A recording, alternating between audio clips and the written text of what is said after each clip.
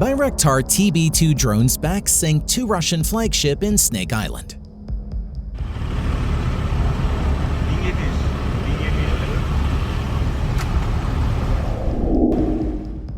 Ukraine said Monday its drones sank two Russian ships in the Black Sea near Snake Island, which the Russians had captured the day the war broke out.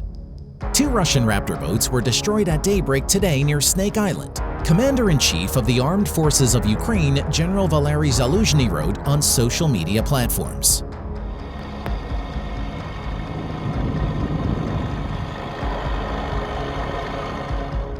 The Bayraktar TB2 that reportedly helped sink the two Russian Raptor fast attack craft. Along with the message, Zaluzhny posted a 17-second video that allegedly shows the moment the drones hit the Russian Raptors at 4:51 a.m. local time. Russia made no comment on Ukraine's claim, the Wall Street Journal reported, but said it destroyed three Bayraktar drones without providing any evidence.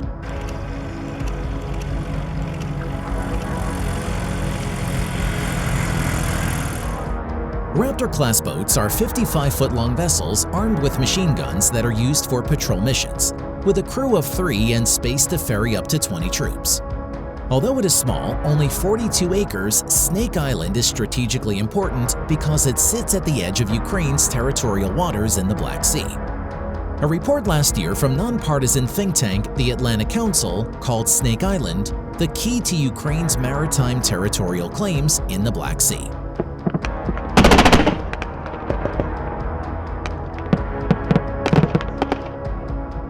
Snake Island has also become a legendary symbol of resistance for Ukraine, as military defending the island refused to surrender to Russian forces on February 24th, radioing, "Russian warship, go screw yourself," when the Russian flagship cruiser Moskva approached.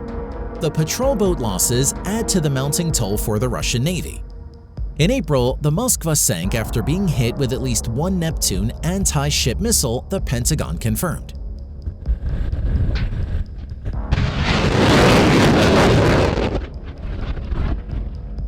Citing Russian sources, Anton Gerashenko, an official advisor to the Ukrainian president, reported on his Telegram page that the Admiral Makarov had been hit by a Ukrainian Neptune anti-ship missile. This is the same weapon that Ukrainian military and U.S. defense officials said sank the Russian Navy's Project 1164 Slava-class cruiser Moskva, the highest-profile naval casualty of the war so far, on April 14th.